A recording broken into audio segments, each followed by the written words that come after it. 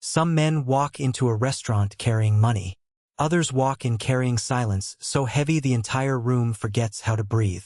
The moment Ethan Blackwood stepped through the glass doors of Laurent on Fifth Avenue, every conversation inside the restaurant seemed to dim by half a heartbeat. Crystal glasses clinked more carefully. Servers lowered their eyes. Even the piano player near the marble staircase missed 2 notes before quietly correcting himself. Ethan noticed all of it. He always did. At 39, the billionaire founder of Blackwood Capital had built an empire by studying fear in other people. Fear made employees obedient. Fear made competitors predictable. Fear made the world efficient. His charcoal overcoat carried droplets of Manhattan rain across the polished floor as he walked toward table 12, the private corner booth overlooking the city lights. The hostess forced a smile so tense it looked painful. "Good evening, Mr. Blackwood." Ethan gave a short nod, already loosening the cuff of his Swiss watch. "You moved my reservation again." I'm sorry, sir. We thought perhaps you'd prefer more privacy tonight." "You thought wrong." Her face paled instantly. Around the restaurant, servers suddenly became very busy pretending not to notice. Near the service station, a young waitress quietly whispered to another employee, "I'm not taking that table again. Last time he made Daniel cry in the kitchen." Another muttered, "Just let Richard handle him." But Richard had already disappeared toward the back hallway. Nobody wanted table 12 tonight. Ethan sat down slowly, removing his gloves 1 finger at a time while rain streaked the windows behind him like silver lines. The city outside looked cold, untouchable. He preferred it that way. A manager hurried over with the rigid posture of a man approaching a wild animal. "Mr. Blackwood, welcome back. Your usual 18-year Macallan is already being prepared." Ethan didn't look up from the menu. "You changed the lighting." "Only slightly, sir." "Change it back." "Of course." The manager practically rushed away. Ethan exhaled quietly. Same city, same people, same performance. Everyone either feared him, wanted something from him, or lied to him. Usually all 3. Then he noticed her. Standing near the end of the hallway beside the wine display was someone he had never seen before. A new waitress. Blonde hair tied neatly behind her head. Black uniform perfectly pressed. No nervous shifting. No anxious smile. She simply watched the room with calm gray-blue eyes while the others whispered around her. "Claire," one server hissed under her breath. "Don't even think about it." "Seriously," another added. "He destroys people for fun." Claire Bennett glanced toward table 12, toward Ethan, then back at her co-workers. "Or maybe people just surrender too early," she said softly. Ethan's eyes narrowed slightly. "Interesting." The manager returned, scanning the terrified staff like a man searching for volunteers in a war zone. Nobody moved. Nobody breathed. Until Claire calmly picked up a leather order book and stepped forward. "I'll take table 12. The manager blinked at her in disbelief. "Claire, you don't understand. It's just a table." Ethan watched her approach through the warm golden light of the restaurant. Her footsteps were unhurried, measured. Unlike the others, she didn't clutch the tray too tightly, didn't rehearse a fake smile halfway across the floor. She stopped beside him with perfect composure. "Good evening, sir," she said. Her voice was calm enough to quiet the entire room. "Would you like another glass while you wait?" For the first time that night, Ethan Blackwood looked up fully from his menu. And for reasons he couldn't immediately explain, the silence between them suddenly felt different. Ethan Blackwood held her gaze for 3 full seconds without speaking. Most people broke eye contact with him almost immediately. They looked down at the table, at the floor, at his watch, anywhere except directly at him. Claire Bennett did not. The low amber lighting reflected softly against the crystal wine glasses between them, while rain tapped gently against the towering windows behind Ethan's booth. Somewhere near the piano, a glass slipped from someone's hand and shattered quietly across the marble floor. Nobody reacted. The entire restaurant was still watching table 12. Ethan leaned back slowly in his chair, studying her with the same cold precision he used during billion-dollar negotiations. "You are new," he said at last. "Third shift this week." Claire replied calmly. No apology. No nervous laughter. Just the truth. Ethan noticed the small details immediately. Her posture remained relaxed. Her hands steady. Even her breathing looked controlled. It irritated him more than he expected. Do they usually send new employees to difficult tables? Claire glanced briefly toward the service station where several servers instantly pretended to be busy polishing silverware. Not usually. One corner of Ethan's mouth moved slightly. Not quite a smile. Then why are you here? Because you still needed service. The answer landed softly, but somehow heavier than the rain outside. Ethan removed his Patek Philippe watch and placed it beside the menu with deliberate care. The silver edge caught the chandelier light. Most people noticed the watch immediately. Claire did not even look at it. What is your name? He asked. Claire Bennett. And you are not intimidated by me, Miss Bennett? She tilted her head slightly, as though considering the question honestly. I think people become whatever everyone expects them to be. Ethan's eyes narrowed.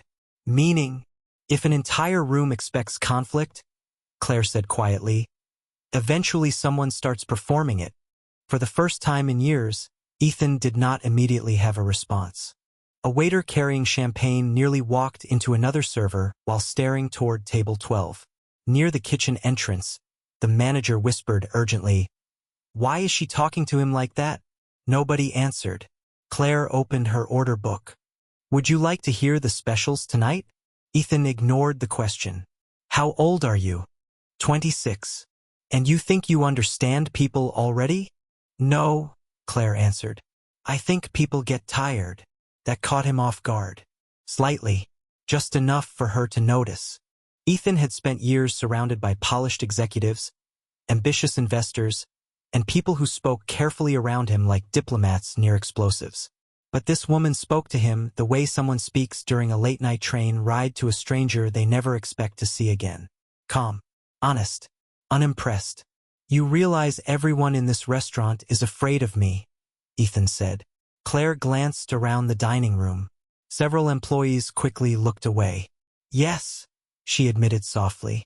And what do you think about that? I think fear is expensive. Ethan let out a quiet breath through his nose. Not laughter. Something closer to disbelief. Expensive. People stop being honest when they are scared, Claire said while setting down a linen napkin beside his glass. Then eventually you stop hearing the truth. Silence settled between them again. Heavy this time. The piano continued softly in the background, while headlights from passing Manhattan traffic painted silver streaks across the windows. Ethan suddenly realized something deeply unfamiliar. He was interested, not in the usual way men noticed beautiful women. This was worse. Curiosity. Genuine curiosity. And curiosity had always been dangerous for him. Claire finally broke the silence first. So, she asked gently, would you like the 18-year Macallan now? Or are you still deciding whether I am a mistake? Ethan stared at her for one long moment before slowly closing the menu. Bring the Macallan, he said quietly. And Miss Bennett? Yes, sir. Most people try very hard to impress me. Claire gave the smallest nod. That sounds exhausting. And for reasons Ethan Blackwood could not explain, that answer stayed with him long after she walked away. Claire returned 3 minutes later carrying a crystal tumbler and a dark amber bottle balanced carefully against her palm. The restaurant had slowly resumed breathing again, but the atmosphere remained strange around table 12. Like the center of a storm everyone could feel but nobody understood. Ethan watched her approach through the reflection in the window before finally turning toward her directly. 18-year Macallan, Claire said softly as she placed the glass before him. 2 cubes. Exactly as requested in your reservation notes. Ethan lifted one eyebrow slightly. You memorized reservation notes already? People usually leave clues about themselves. She poured the whiskey carefully. Not a single drop touched the tablecloth. And what clue did you find about me? Claire met his gaze only briefly. You like control. Ethan almost smiled again. Almost. That is not exactly groundbreaking analysis. No, Claire admitted. But the expensive watch lined perfectly beside the menu helped. His eyes flickered down toward the silver Patek Philippe resting near his hand. You finally noticed it. Hard not to. Most people ask what it costs. Claire adjusted the bottle label toward him automatically. Does it matter? Ethan leaned back slightly. Everything has a price. That sounds lonely. The words arrived gently, quietly, yet somehow sharper than confrontation. Ethan stared at her for a moment longer than necessary while soft jazz drifted through the dining room. A couple near the far window had stopped eating entirely. One of the bartenders nearly overfilled a champagne flute while pretending not to watch them. Nobody understood why Ethan Blackwood had not already dismissed the new waitress. Usually by now someone would be apologizing, sweating, trying too hard. Claire simply stood there like rain against glass. Calm because calm was her nature. Ethan took a slow sip of whiskey. Tell me something, Miss Bennett. Why restaurant work? It pays rent.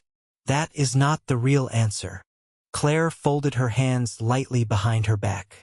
You ask a lot of personal questions for someone who dislikes people. Ethan's gaze sharpened slightly. And what makes you think I dislike people? You study them like problems. Silence again. Heavy. Intentional. Ethan had spent most of his adult life surrounded by carefully trained executives who measured every sentence around him. But Claire answered instinctively, without calculation, without fear. It unsettled him more than arrogance ever could. You think you understand me after 10 minutes? He asked quietly. No, Claire replied. I think you are tired of pretending this version of yourself is working. For the first time that evening, Ethan stopped moving completely. Even the glass in his hand became still. Somewhere near the kitchen, a tray rattled loudly before immediately going silent again. Claire noticed several employees staring toward them. She lowered her voice slightly. Would you like to order dinner now? Ethan ignored the question completely. What did the others tell you about me? Claire hesitated only half a second. That you embarrass people. And yet you walked over anyway. Yes. Why? Claire looked toward the rain sliding down the Manhattan skyline before answering. Because everyone deserves one person who speaks to them normally. Ethan looked at her differently after that. Not warmly, not softly, but differently, like a man hearing an unfamiliar language he somehow understood anyway. He set down the whiskey glass carefully. Fine, he said at last. Let us test your theory. Claire waited patiently. Ethan closed the menu without looking at it. Bring me whatever you think I should eat tonight. Several nearby servers visibly froze after hearing that. One waiter whispered under his breath. Oh no! Ethan heard him. Of course he did. His reputation had been built on impossible standards. Wrong wine pairings. Incorrect temperatures. Tiny mistakes that cost people their confidence. This was not a dinner order. It was a challenge. Claire, however, showed no reaction at all. All right, she said simply. Ethan studied her face carefully. You are either very brave, he murmured, or very foolish. Claire gave the faintest hint of a smile. People usually confuse the two. Then she turned and walked toward the kitchen while Ethan Blackwood watched her more closely than he had watched anyone in years.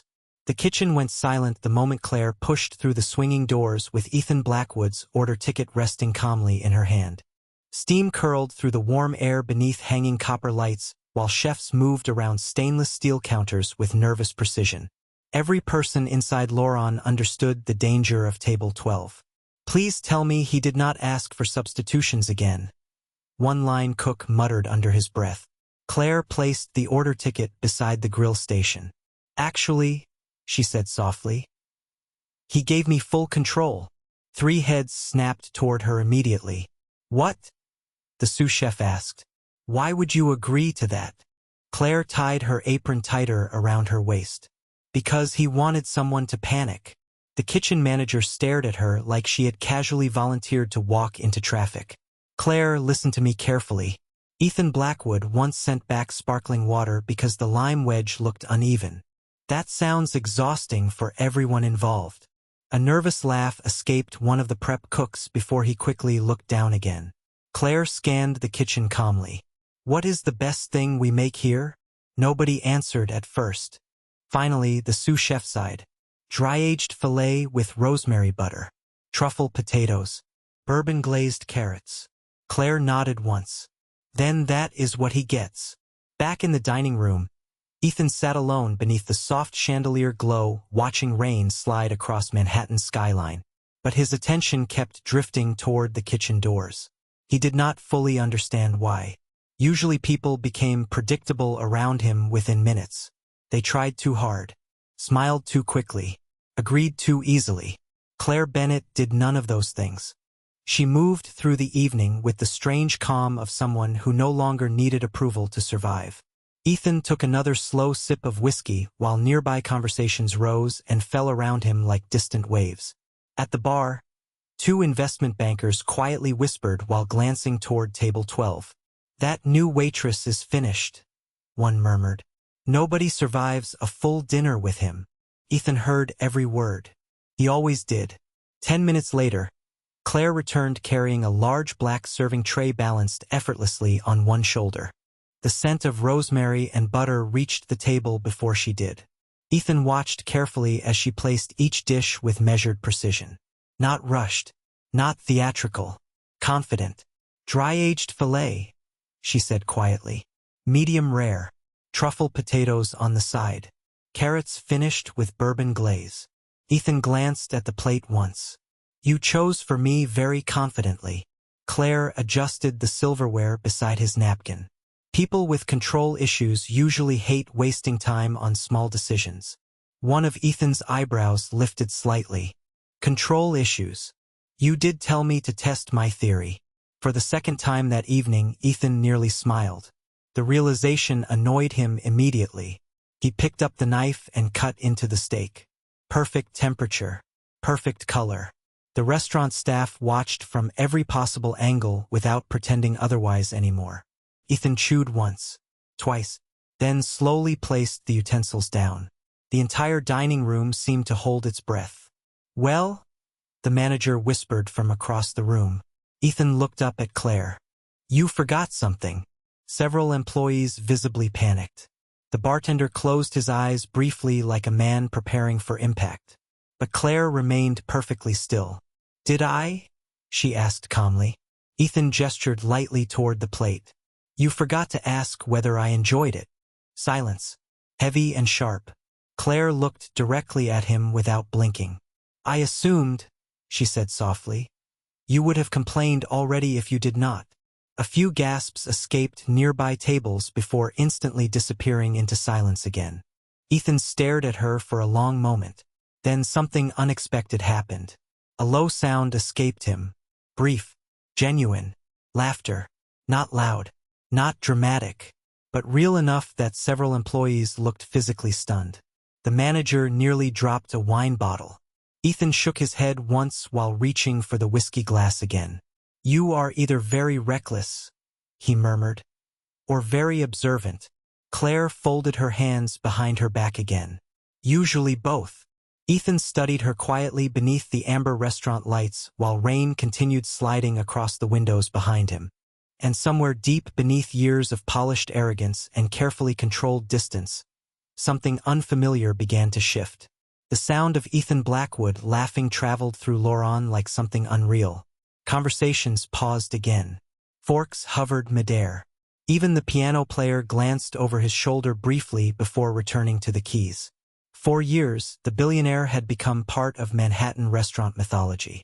Difficult, cold, untouchable. Nobody associated him with laughter, especially not the quiet kind that reached his eyes for half a second before disappearing again. Claire noticed the reaction around the room immediately, but her expression did not change. "Would you like anything else tonight?"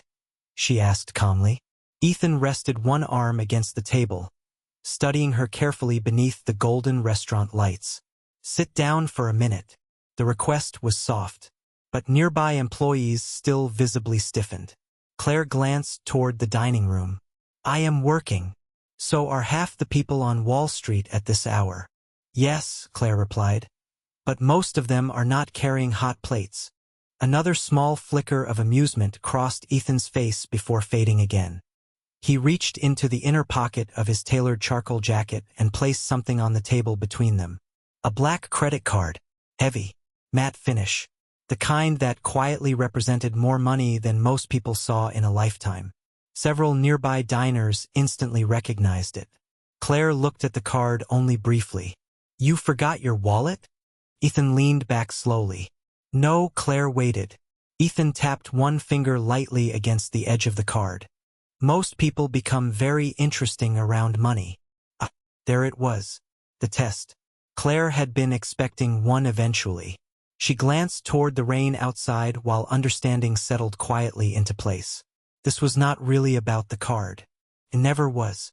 Ethan Blackwood tested people the way some men checked locks before sleeping. Constantly. Quietly. Because somewhere deep beneath all the confidence and control lived a man who no longer trusted sincerity. "And what exactly am I supposed to do with this?" Claire asked softly. Ethan watched her carefully. "Anything you want." A nervous silence spread across the nearby tables.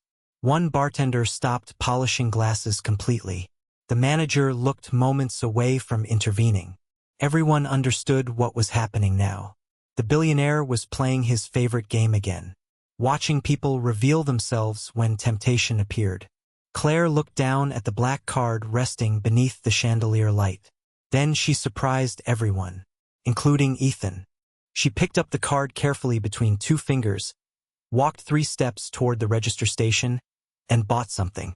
The manager blinked in confusion. What did she just do?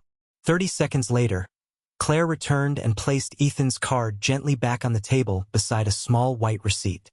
Ethan glanced down. One charge. $4.50. Homemade apple pie. Claire set the warm dessert beside his whiskey glass. "You skipped dessert," she said simply. Silence. Total silence. Ethan stared at the pie for several long seconds while soft steam curled into the air beneath the restaurant lights. "That is what you bought?" he asked quietly. Claire nodded once. "You looked like someone who forgot to eat today." The words landed differently than the others had. Softer. More dangerous somehow. Ethan suddenly realized nobody had spoken to him with ordinary concern in a very long time. People admired him, feared him, wanted access to him. But simple kindness without performance? That had become rare enough to feel almost suspicious.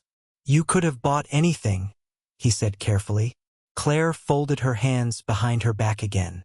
"I already have what I need." Ethan's eyes narrowed slightly. "And what is that?" Claire glanced around the dining room where exhausted servers hurried beneath golden light while rain washed quietly against the windows. "Peace," she answered softly. "It took me a long time to afford it." Something in Ethan's expression shifted after that. Small, almost invisible, but real. He looked down at the apple pie again before finally picking up the fork. Around them, the restaurant slowly exhaled for the first time all evening.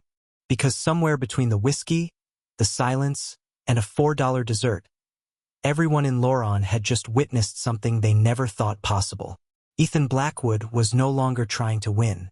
The rain outside Manhattan had softened into a silver mist by the time Ethan finished the last bite of apple pie.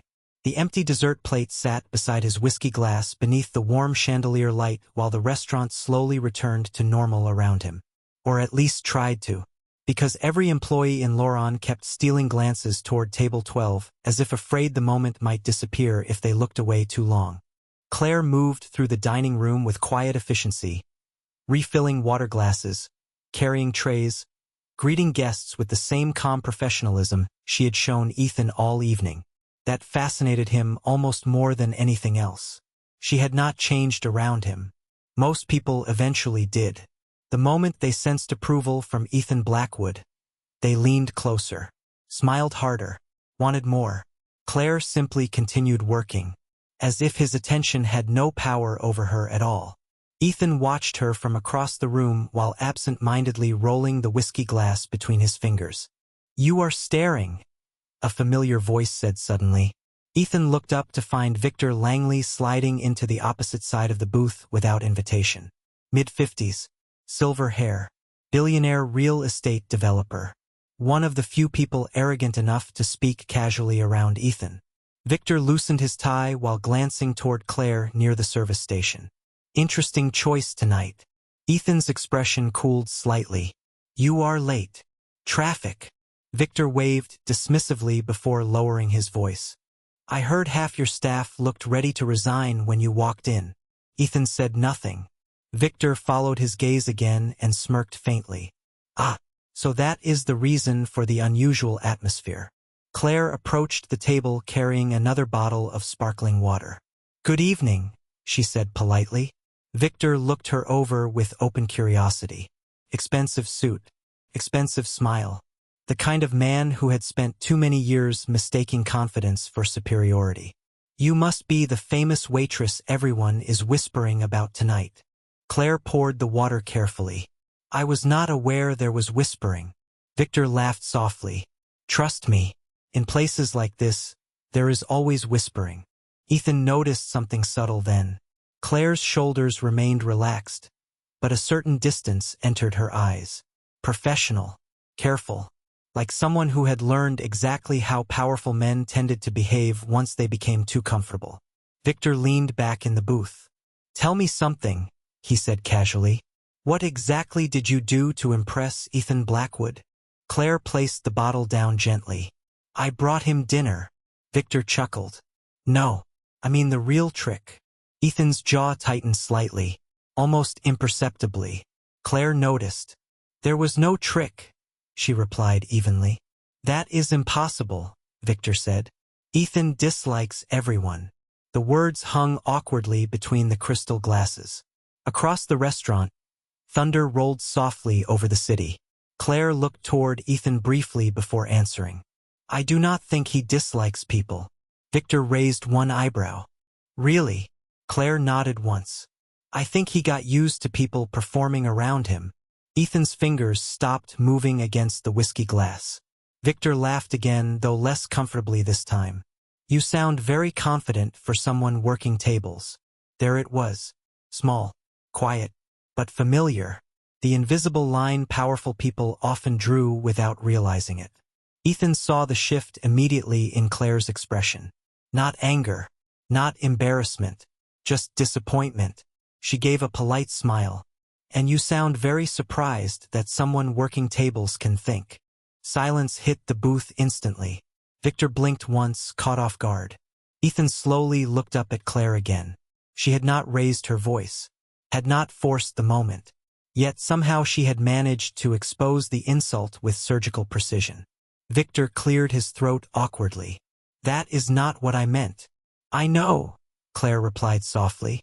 That is usually the problem. Then she turned gracefully and walked away toward another table before either man could answer. Victor stared after her for several seconds before finally exhaling. Well, he muttered quietly. Now I understand why you have been staring at table service for the past hour. Ethan watched Claire disappear into the golden light near the far end of the restaurant. Then, for the first time all evening, he said something honest without calculation. She is the first person here who does not want anything from me, and somehow admitting that out loud felt far heavier than he expected. By 10:30 that night, Laurent had settled into the softer rhythm that only expensive Manhattan restaurants seemed to understand. The dinner rush faded into low conversations, melting candlelight, and the quiet clink of crystal against marble tables. Outside, rain still covered the streets in silver reflections, while black luxury cars rolled past glowing storefronts like shadows drifting through the city. Ethan remained at table 12 long after most men in his position would have left. His untouched second glass of whiskey sat beside him while Victor continued talking about acquisition numbers and overseas investors with the confident boredom of someone addicted to hearing himself speak. Ethan barely listened. His attention kept moving elsewhere. Claire was near the far side of the dining room helping an elderly couple fold leftovers into a takeout box. She crouched slightly beside the woman, so she would not have to raise her voice over the piano music. Calm, patient, unhurried. Ethan noticed the details automatically. The old man accidentally dropped his napkin. Claire picked it up before he could struggle from his chair. The woman smiled at her gratefully. Claire smiled back the exact same way she had spoken to Ethan earlier. No performance. No calculation. Victor followed Ethan's gaze again and smirked faintly. You really are interested. Ethan finally looked at him directly. You keep confusing interest with surprise. What is the difference? Ethan leaned back slowly. Interest fades. Surprise changes behavior. Victor laughed quietly. You sound like you are negotiating with yourself. Before Ethan could answer, another man approached their table. Richard Holloway, technology investor, loud enough to dominate any room he entered. He loosened his navy silk tie while dropping into the empty seat beside Victor without invitation. Ethan, Richard said confidently, you vanished from the fundraiser tonight, so I figured you must be hiding somewhere expensive. His eyes shifted toward Claire almost immediately. Ah, now it makes sense. Ethan's expression cooled slightly. Richard snapped his fingers lightly toward Claire across the room. Excuse me, sweetheart. Several nearby employees visibly stiffened. Claire approached calmly, though Ethan noticed the smallest shift in her posture again. Careful. Guarded. Yes, sir.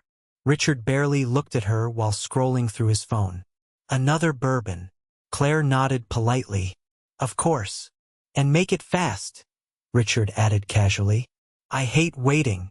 Ethan's jaw tightened almost invisibly. Claire, however, remained perfectly composed. You waited 48 years to become this impatient, she said softly. I think another 2 minutes will survive. Victor nearly choked on his water. Richard slowly looked up from his phone, clearly unsure whether he had just been insulted. Ethan stared at Claire with something dangerously close to admiration now. Richard laughed awkwardly after a moment. You have attitude. No, Claire replied evenly. I have timing. Then she turned toward the bar before he could respond. Victor lowered his voice immediately. You are smiling again.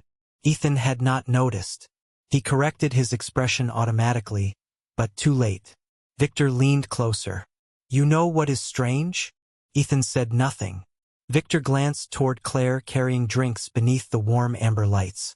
She talks to you the way people used to before you became Ethan Blackwood. The words landed harder than expected. Ethan looked down briefly at the untouched dessert receipt still sitting beside his whiskey glass. $4.50. Apple pie. Such a small thing. Yet somehow it lingered heavier than conversations worth millions. Claire returned with Richard's bourbon and placed it carefully on the table. Richard pulled out a thick roll of cash immediately and slid several $100 bills toward her with a grin that felt too rehearsed. For the attitude, he said smugly. Claire glanced at the money briefly, then calmly placed a single $20 bill back onto the table beside his drink. Richard frowned. What is this? The bourbon cost $28, Claire answered softly. You overpaid. Silence spread across the booth instantly. Richard stared at her in disbelief. Victor looked down to hide another laugh. But Ethan did not look away from Claire at all, because in that moment, beneath the golden restaurant lights and soft piano music drifting through Manhattan rain, he realized something uncomfortable. Claire Bennett was not trying to impress powerful men. She was teaching them how small power actually looked when dignity entered the room. By nearly midnight, the crowd inside Loron had thinned into scattered pockets of quiet wealth and exhausted conversations. Outside, Manhattan shimmered beneath rain-soaked streetlights while taxis hissed through wet pavement below the towering windows. The restaurant lights had dimmed slightly, softening the marble walls into warm gold and shadow. Ethan remained exactly where he had been for hours. Table 12. Whiskey untouched now. Attention elsewhere. Claire moved through the final stretch of her shift with the same quiet composure she had carried all evening. She stacked menus, cleared empty wine glasses, smoothed tablecloths with absent precision. But Ethan noticed something different now that the night had slowed down. Fatigue. Not dramatic, not careless, just small signs hidden between movements. The way she pressed 2 fingers briefly against her temple when nobody looked. The tiny pause before lifting a heavy tray. The controlled exhale after long walks across the dining room. She was tired, and still refusing to show it fully. Victor and Richard had finally left nearly 20 minutes earlier, taking their expensive cologne and loud opinions with them. Ethan found the silence afterward unexpectedly peaceful. Claire approached table 12 carrying the final check folder of the evening. "Kitchen closes in 15 minutes, she said softly. "You officially survived Laurent." Ethan glanced toward the nearly empty dining room. "Barely." Claire allowed herself the faintest smile before setting the leather check holder beside him. "You are less terrifying after dessert." Ethan looked up at her. "You are still not afraid of me." "No," Claire admitted honestly. "I just think lonely people make loud reputations." The words should have annoyed him. Instead, they settled somewhere uncomfortably close to truth. Ethan opened the check folder without looking down. "You speak very carefully for someone claiming honesty." Claire folded her arms lightly. "Honesty without kindness is usually ego wearing expensive shoes." Ethan stared at her for a second longer than normal.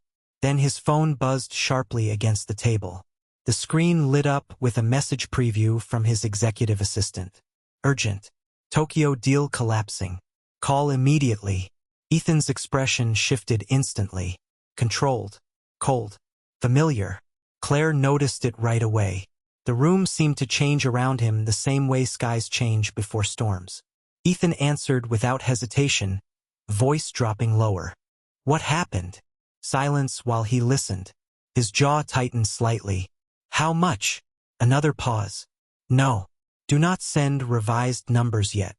He stood abruptly from the booth and walked toward the windows overlooking Fifth Avenue while speaking quietly into the phone. Claire turned away respectfully, gathering empty glasses nearby without pretending not to hear tension in his voice. "Because panic makes people sloppy," Ethan said sharply into the call. "And sloppy people lose leverage." The sentence echoed through the quiet restaurant before he lowered his voice again. Claire watched him only briefly. For the first time all night, Ethan Blackwood looked less like a billionaire and more like a man carrying something heavy alone for too many years. When the call finally ended several minutes later, he remained facing the rain-covered skyline with one hand resting against the glass. Silent. Still. Claire approached carefully. "Would you like fresh coffee before we close?" Ethan let out a slow breath. "You heard enough to know tonight became expensive." "Money always sounds expensive." Ethan looked over his shoulder slightly. "The Tokyo deal may collapse by morning." Claire nodded once. "Then tomorrow will still arrive exactly on time." Ethan almost laughed quietly at that. "Almost. You make everything sound simple." Claire shook her head gently. "No. I just think people survive more than they expect." Ethan studied her carefully beneath the dim restaurant lights. "You speak like someone who had to learn that personally." For the first time all evening, Claire hesitated.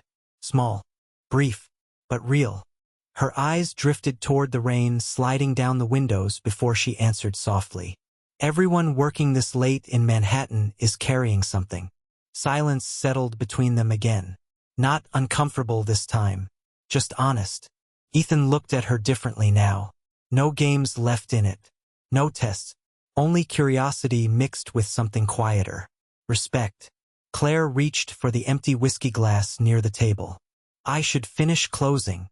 But before she could walk away, Ethan spoke again. "Claire." She paused. "Yes." Ethan looked directly at her beneath the fading golden lights of Laurent. "Thank you for treating me like a person tonight." Claire's expression softened almost invisibly. "You looked like you needed someone to." And somehow, in a city filled with millions of voices, that simple answer felt louder than anything Ethan Blackwood had heard in years. By the time Laurent officially closed, the rain over Manhattan had become little more than a silver haze drifting across empty midnight streets. Chairs rested upside down on polished tables. The piano near the staircase stood silent now, its final notes long dissolved into the quiet rhythm of the city after midnight. Only a few lights remained on inside the restaurant, casting soft reflections across marble floors, still carrying traces of footsteps and long conversations. Claire moved slowly through the final closing tasks beside the service station, wiping down counters while the last employees gathered coats and exchanged exhausted goodnights. The atmosphere felt different tonight. Lighter somehow. One young server paused beside her while tying a scarf around her neck. "I still cannot believe he laughed," she whispered. Claire smiled faintly without looking up. "People surprise you when you stop expecting the worst from them."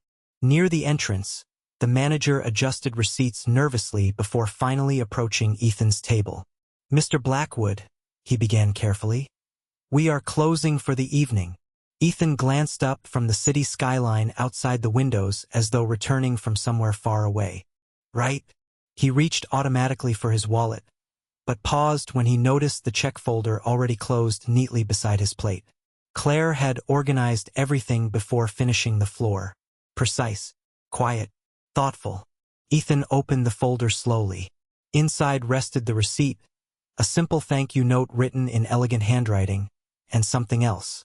The $4.50 she had spent from his black card earlier, returned exactly down to the last quarter. Ethan stared at the coins for a long moment beneath the dim golden light. Most people would have kept the change without thinking. Claire had returned it because to her, dignity was not situational. It existed even when nobody was watching. The manager shifted awkwardly nearby. "Should I call your driver, sir?" Ethan closed the folder carefully. "No, I will walk." Outside, the cold Manhattan air carried the scent of rain and distant traffic. Ethan stepped onto Fifth Avenue with his coat draped over one arm, while reflections from neon signs shimmered across wet pavement like scattered light. Behind him, Lawrence employees slowly exited through the side entrance, laughing softly among themselves. Claire was the last one to leave. She stepped out carrying a worn canvas tote bag over one shoulder, her blonde hair slightly loosened now after the long shift. She froze briefly after noticing Ethan still standing beneath the awning. "You are still here," she said softly. Ethan looked toward the empty street ahead. "Apparently." Claire glanced upward at the fading rain. "Your driver is late?" "I sent him home." She studied him quietly for a second. Billionaires walking through Manhattan after midnight sounds risky. Ethan finally smiled fully then. Small, real, unpracticed. "You are the first person in years who talks to me like money is not the most important thing about me." Claire adjusted the strap on her bag. "Maybe because it is not." The city moved quietly around them. Yellow taxis passed through rain reflections. Steam rose from subway grates nearby.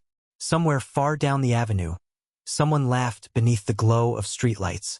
Ordinary life continuing without permission from wealth or power. Ethan looked at Claire differently now. Not as a mystery to solve. Not as a challenge to win.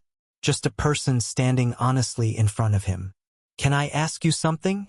he said quietly. Claire nodded once. "Why did you never try to impress me tonight?"